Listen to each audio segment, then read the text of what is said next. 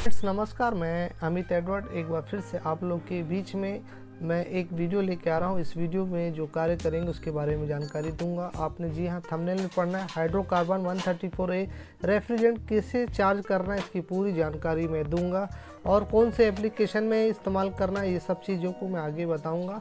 और ये compressor hydrocarbon का है, HC लिखा हुआ है दोस्तों, और ये ब्लेंड रेफ्रिजरेंट है। देखिए इसमें 290 और R600 50-50 रहता है दोस्तों। तो ये प्रोपेन गैस और बुटेन गैस इसमें मिक्स है दोस्तों, और ये बहुत ज्वलनशील रेफ्रिजरेंट है। इसमें हमको कार्य करना है, कैसे कार्य करेंगे इसके बारे में जानकारी मैं देने जा रहा हूँ। इसमें 5 लाइन वाला जो कंप्रेसर होता है, तो उसमें हम कैसे डिटेक्ट करेंगे कि हमारा कौन सा कंप्रेसर डिस्चार्ज है और कौन सा सक्शन है दोस्तों। ये चीज़ को इस वीडियो के माध्यम से आप लोगों को समझाने की कोशिश करूँगा। कभी भी इस प्रकार की आती है तो ये चीज़ को समझेंगे, और ये 5 लाइन क्यों दिया गया है ये भी मैं अभी आपको बताऊँगा दोस्तों। तो जैसे कि इसमें जो ऑयल डाला रहता है वो मिनरल ऑयल था दोस्तों, और वो ऑयल को मेल्ट करने के लिए वो पाइप लगा रहता है जो कंडेंसर कॉइल, इसमें से घूमकर कंडेंस होके दोस्तों ये एवापोरेटर कॉइल में ड्रायर के माध्यम से रेफ्रिजरेंट जाता है। तो दोस्तों ये चीज़ को समझना ज़रूरी है, क्योंकि जो नए हैं ये चीज़ को समझ नहीं पाएंगे कि इसमें हमको कार्य कैसे करना है। तो ये चीज़ को दिखा रहा हूँ। हमें कभी भी नाइट्रोजन गैस का इस्तेमाल कीजिए, मैं तो यही चीज़ का सजेस्ट करता हूँ। तो हम नाइट्रोजन से हमको समझ में आ गया, या आप प्रेशर देंगे तो स्टार्ट करेंगे तो भी समझ जाएगा, पर वो तरीका सही नहीं होता है। नाइट्रोजन ही एक सही विकल्प है। नाइट्रोजन गैस जब हम इसमें डालते हैं दोस्तों, तो देखिए इसमें यहाँ से ये निकल रही है, ये डिस्चार्ज है, और उसके जो 2 पाइप है जो कंडेंसर कॉइल के हैं, जो ऑयल में डूबा हुआ रहता है दोस्तों। ऑयल को मेल्ट करने का काम करता है, सिर्फ और सिर्फ वही उसका काम है और कुछ नहीं है। तो हम इसका ऑयल को भी चेंज करेंगे, ये चीज़ को आपको बता रहा हूँ। ऑयल चेंज करना बहुत ज़रूरी है, और इसमें मैं ऑयल पॉलिस्टर ऑयल डालूंगा। ये चीज़ मैं आपको दिखाने के लिए ये वीडियो बता रहा हूँ कि इसमें हाइड्रोकार्बन रेफ्रिजरेंट चार्ज करते हैं तो कैसे कार्य करना है। तो देखिए इस प्रकार से हम इसमें डिटेक्ट कर लिए कि ये दोनों पाइप का हमारा अब कोई रोल नहीं रहेगा। हम इसको हटा देंगे, यहाँ से जाएगा, और वो ऑयल में डूबा रहता है कंडेंसर कॉइल, और ऑयल में डूबने के बाद यहाँ से होता है, क्योंकि ऑयल को वो बाकी जो मौसम ठंड के मौसम में वो ऑयल जब को मेल्ट करने का कन्वर्ट करने का काम करता है दोस्तों। तो इस प्रकार से ये जानकारी है और पहला।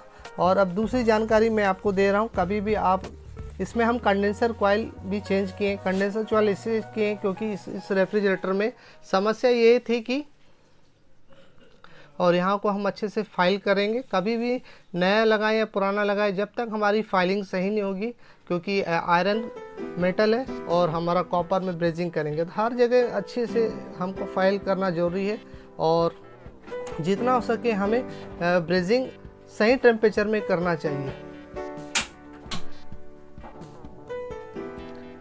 ये हमारा कंडेंसर कॉइल हमने इसलिए चेंज किया है क्योंकि ये लीकेज हो चुका था, और हम इसमें कैपिलरी ट्यूब भी नया लगाए हैं। इस प्रकार का स्वाजिंग पंच आपको मार्केट में मिलता है, आप स्वाजिंग करके ही लगाएं। पाइप जोड़ने की आवश्यकता नहीं है, स्वाजिंग भी बड़े आसानी से होता है। 316 का ये कंडेंसर कॉइल है, तो 316 का स्वाजिंग पंप से हमने स्वाजिंग करके वहाँ पर से अच्छे से फाइलिंग करने के बाद, अच्छे से रेतमल से फाइल करने के बाद आप उसको ब्रेजिंग करेंगे। हमारा ब्रेजिंग होना सबसे मेन कारण है, हमारा ब्रेजिंग साफ़ होना चाहिए। अगर हमारा साफ़ ब्रेजिंग होगा, सही टेम्परेचर में हम फ्लक्स और ब्रेजिंग रॉड को लगाएंगे, तो हमारा ब्रेजिंग बहुत साफ़ सुथरे से होगा। जिस प्रकार से मैं इस वीडियो में दिखा रहा हूँ उसी प्रकार से करना है। ये बिगनर लेसन है, सिर्फ बिगनर लोग के लिए है दोस्तों। जो जानते हैं वो स्किप कर सकते हैं वीडियो को, क्योंकि हमें हाइड्रोकार्बन, बहुत से लोग हाइड्रोकार्बन का इस्तेमाल करते हैं। हाइड्रोकार्बन रेफ्रिजरेंट जो है वो ज्वलनशील है दोस्तों, और जिसका एप्लीकेशन है उसी में इस्तेमाल कीजिए। ऐसी कोई बात नहीं है कि हाइड्रोकार्बन ज़्यादा ठंडा करेगा और प्लेन 134 काम नहीं करेगा। दोनों में केमिकल अलग है दोस्तों, ये चीज़ को ध्यान देंगे। इसमें प्रोपेन और बुटेन गैस मिला हुआ है, और उसमें टेट्राफ्लोरो इथेन गैस रहता है दोस्तों। तो ये चीज़ को आप ध्यान देंगे कि वो रेफ्रिजरेंट अलग हो जाता है, उसका केमिकल अलग है, इसका केमिकल अलग है। तो इसको हम कैसे चार्ज करेंगे ये जानकारी ज़रूरी है। अगर इसकी जानकारी नहीं होगी तो आप सही तरीके से काम नहीं कर पाएंगे। और मैं कपलर का इस्तेमाल करता हूँ हाई और लो साइड से, वैक्यूम पंप से ही वैक्यूम होता है, ये चीज़ को ध्यान रखेंगे। और हम इसका लीक को डिटेक्ट करने जा रहे हैं। लीक डिटेक्ट करने के लिए पूरा से हम वाल को पैक कर देंगे और वहाँ से हम उसको थोड़ा सा फ्लैशिंग करेंगे ज़रूर, क्योंकि जो हम ब्रेजिंग करते हैं ज़्यादातर तो वो अभी कार्बन आता है, वो कार्बन हटाने के लिए थोड़ी सी फ्लैशिंग करना ज़रूरी है। और उसको लीक डिटेक्ट करने से उससे हमें पूरा ज्ञात हो जाएगा कि हमारा रेफ्रिजरेंट कहीं लीकेज तो नहीं है। अगर लीकेज होगा तो हमारा कितना भी अच्छे से अब ब्रेजिंग कर ले, एक बार हमें चेक करना जरूरी रहता है। इससे क्या होगा, हमें पूरा फाइनल हो जाएगा कि हमारा कहीं से लीकेज तो नहीं है, नहीं तो वो रेफ्रिजरेंट लीकेज हो जाएगा, उससे बड़ी समस्या फिर होती है। तो ये चीज़ को ध्यान देंगे, उससे क्या हो, ऑयल फिर से चढ़ जाएगा सिस्टम में। इसलिए फ्लैशिंग करना है तो ड्राई नाइट्रोजन से करिए और सारा काम ड्राई नाइट्रोजन से ही करना चाहिए। और ये चीज़ को मैं आप लोगों को हर वीडियो में बताता हूँ। मैं ये वीडियो इसलिए बताया हूँ कि बहुत सारे लोग बहुत सी चीज़ों को गलत बता रहे हैं और उसी प्रकार से लोग कार्य कर रहे हैं, जो कि सरासर गलत है। सेल्फ वैक्यूम बिल्कुल नहीं होता है, क्योंकि हवा में 7,60,000 करीबन माइक्रोन होता है। ये चीज़ को फिर से ध्यान दीजिए। कभी भी आप वैक्यूम करते हैं तो वैक्यूम पंप का इस्तेमाल कीजिए। अगर आपके पास डबल स्टेज वैक्यूम पंप है तो उसी से करिए, और जिस एप्लीकेशन का कंप्रेसर है उसी एप्लीकेशन में आप रेफ्रिजरेंट को चार्ज करिए।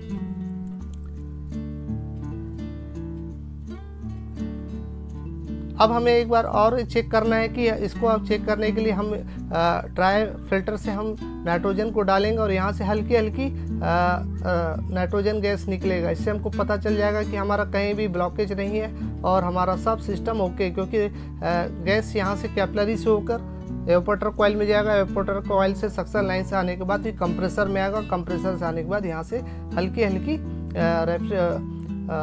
नाइट्रोजन गैस निकलेगा दोस्तों। तो इससे हमको पता चल चुका है कि हमारा कहीं भी कोई ब्लॉकेज नहीं है और बहुत अच्छे से सिस्टम हमारा काम कर रहा है। उसके बाद फाइनली हमको वैक्यूम करना है और बहुत अच्छा वैक्यूम करना है। आपको मैंने बताया है कि डबल स्टेज से ही सही वैक्यूम होता है, अगर नहीं है तो पर सिंगल स्टेज से भी कर सकते हैं, पर वैक्यूम पंप का ही इस्तेमाल कीजिए।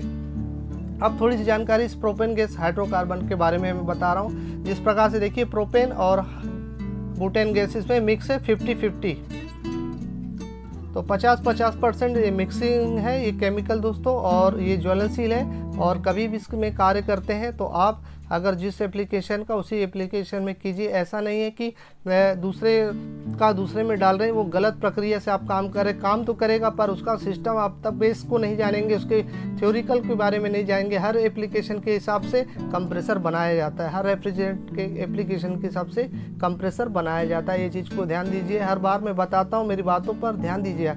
अब इसमें ऑयल चार्ज करेंगे। हम इसमें ऑयल चार्ज करते हैं, जो पीओई ऑयल चार्ज कर रहे हैं, इसमें 220 ml में ऑयल को चार्ज करूंगा। तो ऑयल को चार्ज करने के लिए पहले दोस्तों इसको अच्छे से वैक्यूम कर लीजिए, ताकि वैक्यूम होने के बाद वो खींच लेता है। हवा को तुरंत बंद कर देंगे दोस्तों, और इसके बाद फिर हम पूरे डबल मैनीफोल्ड गेज मीटर का मैं इस्तेमाल कर रहा हूँ, और इसके बारे में भी जानकारी होनी चाहिए। अगर आपको जानकारी नहीं है तो आप इसके बारे में सीख लीजिए। हम दोनों साइड से और बराबर सब कपलर को, वॉल को पूरा खोल लेंगे और दोनों साइड से हमको वैक्यूम करेंगे, और इसका डिस्चार्ज प्रेशर और इससे हमको ज्ञात हो जाता है, और इसका सक्शन प्रेशर हमको पूरी ज्ञात होगी दोस्तों। और हमारा अगर वैक्यूम प्रॉपर अच्छे से होगा तो हमारा सिस्टम भी बहुत अच्छे से काम करेगा। -24, 25, 26 डिग्री आराम से गिरेगा, और ये चीज़ 100% होगी। बस आपका तौर तरीका काम करने का सही होना चाहिए, सिस्टम में होना चाहिए। एक बार फिर से बोल रहा हूँ, सेल्फ वैक्यूम नहीं होता, कंप्रेसर से वैक्यूम नहीं होता है। आप सिर्फ और सिर्फ वैक्यूम पंप का इस्तेमाल कीजिए, और अच्छे से हम इसका वैक्यूम करेंगे। उसके बाद फिर मैं आपको आगे दिखा रहा हूँ। रेफ्रिजरेंट इसमें 40 ग्राम इसमें सिर्फ रेफ्रिजरेंट चार्ज होगा दोस्तों। तो जहाँ लिखा है उतना ही ग्राम हम रेफ्रिजरेंट को चार्ज करेंगे। हमारा वैक्यूम डीप होना चाहिए, और हरदम आप कभी भी कोई भी सिस्टम में काम करते हैं, रेफ्रिजरेंट को चार्ज करते हैं तो वेट करके कीजिए। बाई वेट करके ही चार्ज किया जाता है, और कोई प्रक्रिया नहीं है। आप PSI के चक्कर में मत पड़िए कि इतने PSI में छोड़ देंगे तो इतना हो जाएगा। हर मौसम के हिसाब से PSI अलग अलग आता है दोस्तों। तो अभी मैं आपको दिखा रहा हूँ, रेफ्रिजरेंट को हम चार्ज कर रहे हैं। मैं कैपिलरी ट्यूब का इस्तेमाल इसलिए करता हूँ क्योंकि इसमें रेफ्रिजरेंट कम मात्रा में जाएगा और इसको हरदम जहाँ 2 गैसों का होता है उसको लिक्विड में डालेंगे, हम लिक्विड में इसको चार्ज करेंगे। इस रेफ्रिजरेंट को ध्यान देंगे, लिक्विड में चार्ज करना है। वेपर में अगर करेंगे तो इसमें कूलिंग प्राप्त नहीं हो पाएगी क्योंकि 2 गैसों का इसमें मिश्रण है। और सारा प्रक्रिया मैं आपको हर वीडियो में दिखाता हूं और मेरा बार बार मकसद यही है कि आप अच्छा काम करें और अच्छे से सीखें। अगर आप लोगों को सीखना है तो मेरे वीडियो को लाइक और सब्सक्राइब कीजिए और फॉलो कीजिए दोस्तों, और इस प्रकार से प्रक्रिया कीजिए। आप लोगों को लगता होगा कि ये सिस्टम बड़ा पेचीदा है, पर पेचीदा नहीं है। नियम यही कहता है और इसी तरीके से काम करेंगे तो आपका कार्य हरदम सफल होगा दोस्तों, कहीं आपको कोई तकलीफ नहीं आएगी दोस्तों। ये चीज़ को मैं बार बार अपने वीडियो में बताता हूँ और समझाता हूँ और दिखाने की पूरी कोशिश में रहता हूँ, क्योंकि बहुत सारे चैनलों में बड़ी बड़ी और बहुत गलत शिक्षाओं को दे रहे हैं दोस्तों। उसके पीछे मत जाइए, सही काम करने की कोशिश कीजिए, क्योंकि रेफ्रिजरेंट अगर हमारा सही प्रॉपर वे में चार्ज होगा और सही तरीके से हम कार्य करेंगे तो हमारा ही नाम होगा दोस्तों, और उससे हमें हर एक्सीडेंटों से हम बचेंगे दोस्तों। क्योंकि आज के समय में गलत प्रक्रिया और अच्छी टेक्नीशियन से अगर काम नहीं करेंगे तो ये समस्या एक्सीडेंट बहुत होती है, क्योंकि जानकारी होनी चाहिए हमको। अगर हमारे को प्रॉपर वे में जानकारी नहीं होगी तो इस प्रकार की समस्या हमको आती रहेगी। और चोकिंग की समस्या भी बहुत क्यों होती है, क्योंकि लोग सेल्फ वैक्यूम करते हैं। सेल्फ वैक्यूम नहीं होता है, ये चीज़ को आप लोग ध्यान देंगे। और हाइड्रोकार्बन का इस्तेमाल कभी भी आप करते हैं, ये चीज़ को ध्यान देंगे। हाइड्रोकार्बन सिर्फ हाइड्रोकार्बन सिस्टम में है तो उसी में इस्तेमाल कीजिए। आपको कोई भी गैस किसी भी एप्लीकेशन में डालने की आवश्यकता नहीं है।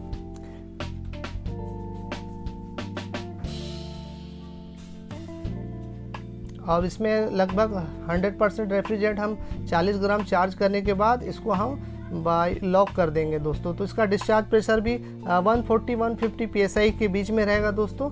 और इसको ये चीज़ को मैं दिखा रहा हूँ क्योंकि रेड वाला हरदम डिस्चार्ज को तो हाई प्रेशर को बताता है, और ब्लू वाला सक्शन प्रेशर को, जो रिटर्न प्रेशर भी बोलते हैं, उसको बताता है दोस्तों। तो इसमें अपन इसके हिसाब से देखिए, अभी मौसम उतना गर्म नहीं है, देखिए इसमें मीटर में कुछ और बता रहा है, पर इसका मतलब मीटर ख़राब नहीं है, हमारा काम सही हुआ है। हम इसको देख के काम करेंगे तो कभी भी हमारा कार्य सफल नहीं हो पाएगा और हम तुक्के में काम करते रहेंगे। इसलिए मैं वेट करने के लिए बोलता हूँ और वैक्यूम करने के लिए बोलता हूँ। सिस्टम को अगर सही वैक्यूम करेंगे तो सही काम करेगा, सही वैक्यूम करेंगे और सही फ्लैशिंग करेंगे तभी सही प्रॉपर वे में काम करेगा। बस ये छोटी सी जानकारी मेरे को देने का मकसद यही था दोस्तों। और -21 अभी आधे से पौन घंटे के बीच में आ चुका है दोस्तों, और आगे 26-27 डिग्री तक ये जाएगा दोस्तों। तो हमारा कार्य बहुत अच्छे से हो चुका है। हमारी पूरी जो प्रक्रिया हमने गुड प्रैक्टिस में कार्य की है, इस कारण से ये सब टेम्परेचर आया दोस्तों। कंडेंसर कॉइल हम इसलिए चेंज किए क्योंकि कंडेंसर कॉइल ख़राब हो चुका था। अंदर आधी कंडेंसर मॉइस्चर को हटाने के लिए डिज़ाइन किया जाता है जो बॉडी में लगा रहता है, इस कारण से हम इसको हटा दिए और नया कंडेंसर और कैपिलरी ट्यूब को हमने इसमें चेंज किया, ऑयल भी चेंज किया दोस्तों। ये छोटी सी जानकारी के साथ इस वीडियो को यहीं हम समाप्त करने जा रहे हैं दोस्तों, और नेक्स्ट वीडियो में और फिर एक नई जानकारी के साथ मिलेंगे। Thank you for watching this video.